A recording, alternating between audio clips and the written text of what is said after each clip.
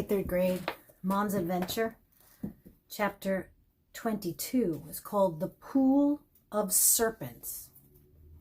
Amon left his two friends far behind as he tore across the viaduct, then across the upper city and down toward the far city wall. He burst through the front door of his house, almost taking off its hinges. "Mother!" he shouted. Tabitha jumped, and the bowl in her hands crashed to the floor. "Amon," she scolded, "you frightened me." Amon rushed to his mother's side. "Forgive me, mother, but I must ask you something." Tabitha looked down at her feet. "My bread," she cried. Amon glanced at the bread dough on the floor, mixed with broken bits of pottery. But the sight didn't even take root in his mind. "I must ask you something," Amon said. Tabitha looked at her son to scold him again, but then saw the excitement in his eyes and stopped herself. She sighed, turned, and pulled the rope hanging from the ceiling. Water gushed from the pipe in the wall, and she washed the bread dough from her hands as she said, "Very well, what is this thing that you must ask?" "Come sit," Amon said, moving her to the table. Tabitha dried her hands, then sat across from her son.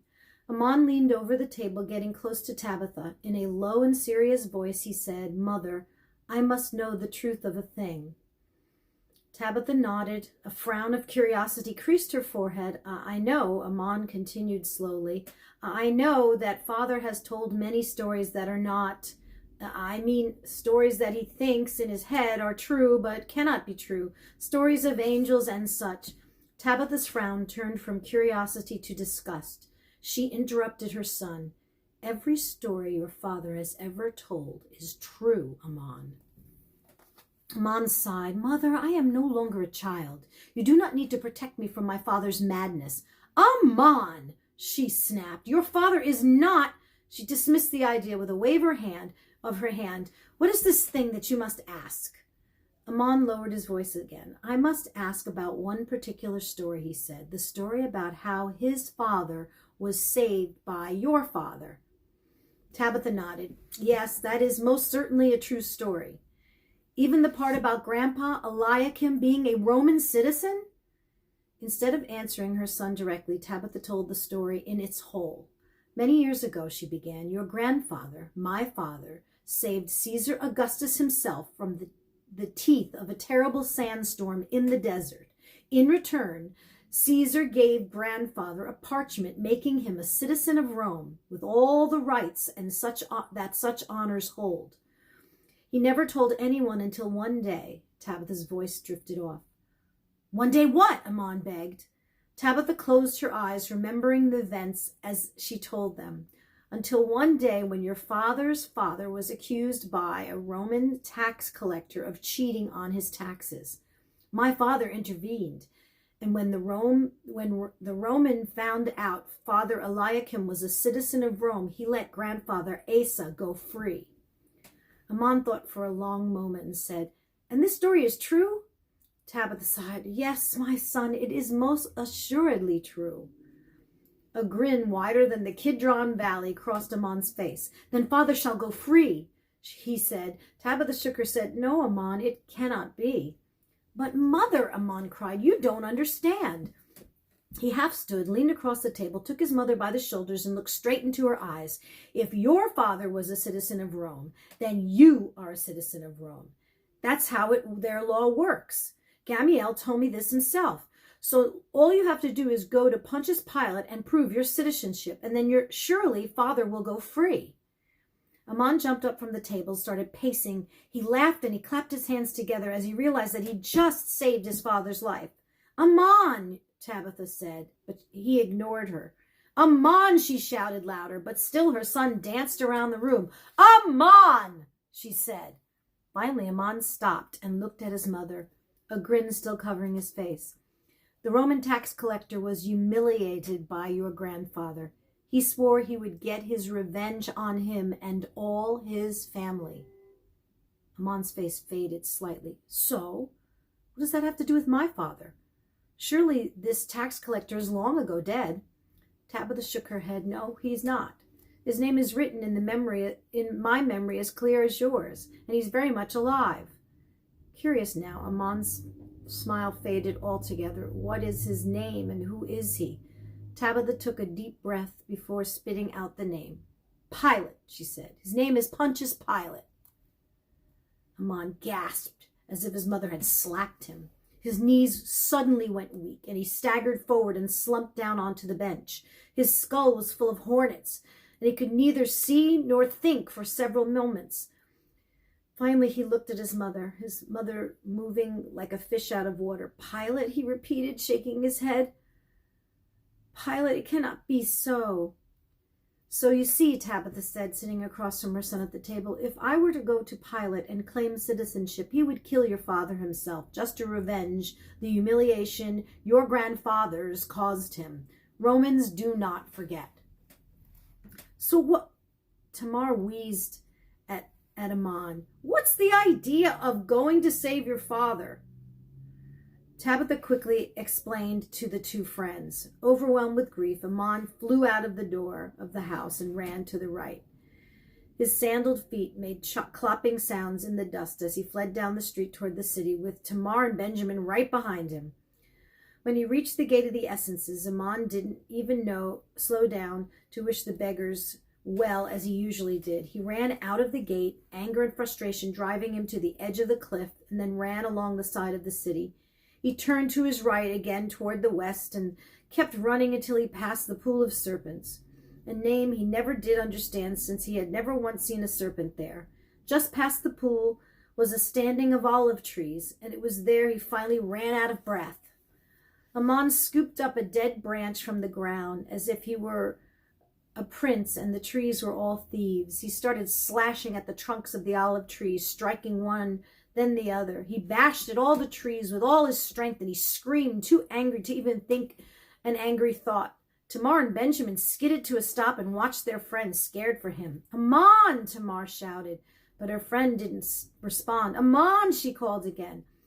This time Amon responded, but not to Tamar. He smashed the stick into one particular tree over and over again, as if it was his worst enemy, shouting over and over, I hate Caiaphas! I hate Caiaphas! Benjamin looked around, nervous that someone would hear his blasphemy. I hate all the priests, Amon continued, his swing slowing down and his energy slipping away. I hate everyone, he finally said, and he slumped to the ground in tears.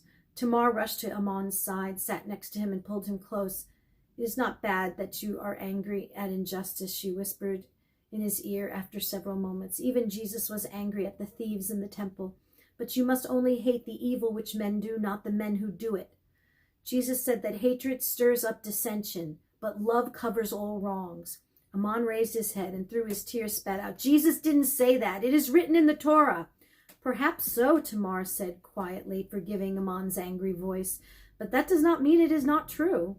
Of course it's true, Amon barked at her. It is in the Torah, so it must be true. Tamar sighed. Then does it not make sense that your hatred can only lead to evil? Amon jumped to his feet and started pacing around the olive trees as Benjamin looked on, frightened at his friend's anger. It is not hatred, Amon spat out. It is just frustration. But you just said, I know what I said, but it's not what I meant. Amon's pacing slowed as he was starting to think clearly. I did not mean that I hate the high priest, she continued. I was just saying I'm angry with him. That's all. I'm just angry because he is the reason my father is going to die. Tamar said nothing, and finally Amon's anger ebbed, and he sat next to the girl who was his friend. I just don't know what to do, he said softly. I have tried everything I can think of to save my father.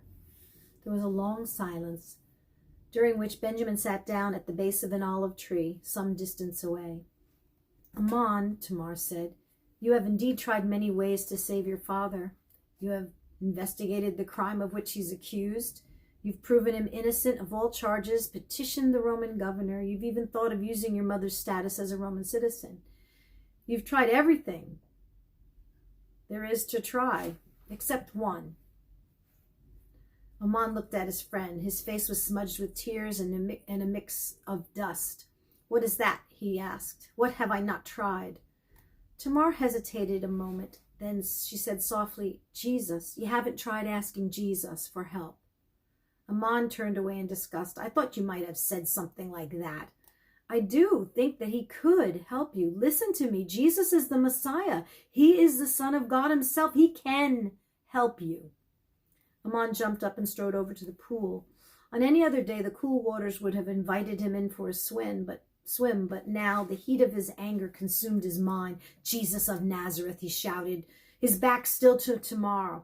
Matthias the Skinner, Joel of Zarephath, Erastus of the Hermit. Amon spun around and shouted at his friend, how many more do you want to name? 10, 20, 100? They're everywhere, Tamar. False messiahs are everywhere. Amon went back to where Tamar was sitting and circled her as he preached.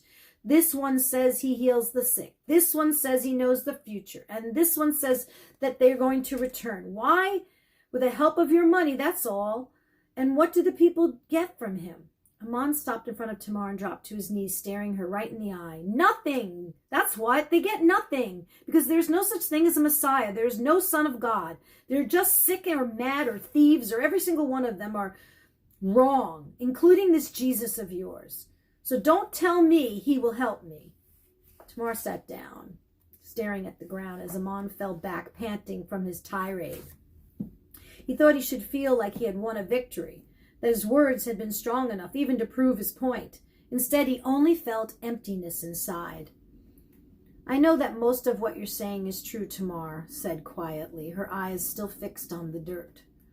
I know that there are many who claim to be the Messiah, but who could not be, since they only seek profit and honor for themselves. She looked up at Amon and continued in a pleading voice, but Jesus is different.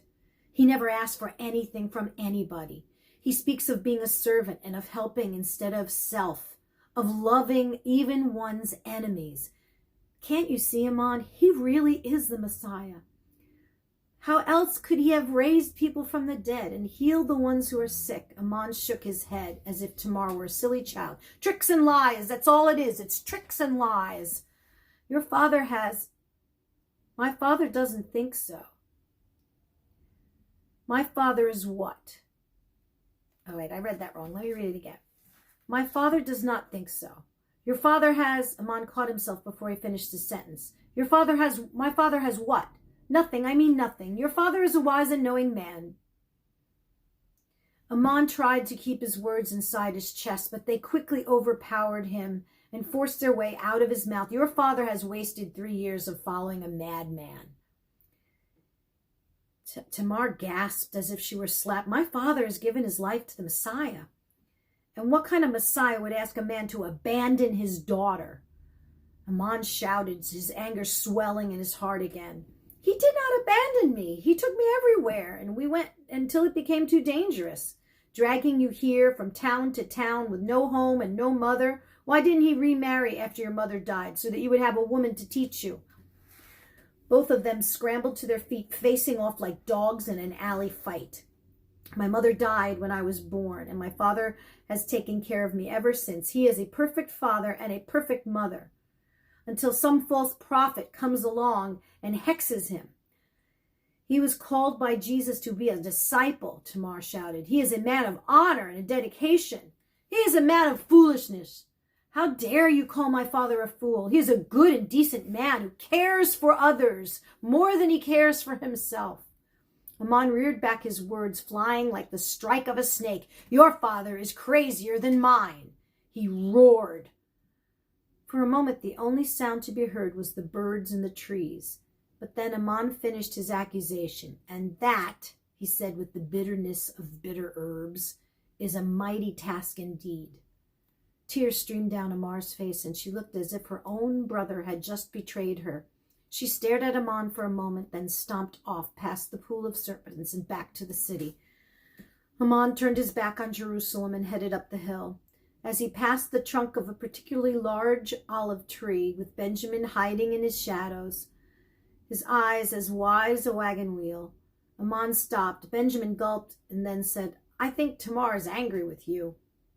Amon stared at his friend for a moment, then in a flat voice said, Tell my mother I will sleep in the hills tonight. She need not worry about me. Benjamin nodded dumbly, his mouth hanging open, and Amon turned and climbed the hill. Here's the after part. At that time, many will turn away from the faith and will betray and hate each other, and many false prophets will appear and deceive many people. It's Matthew 24:10 through 11. Amon is right not to automatically follow someone who claims to know God.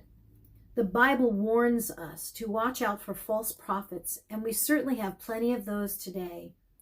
But God gave us many ways to know Jesus is the real Messiah, many eyewitnesses to his miracles and resurrection, the accounts of secular historians, even letters written about him. It's wise not to follow just anyone who claims to be from God, but Jesus has proven himself to be the one true Messiah. How can you possibly turn your back on him?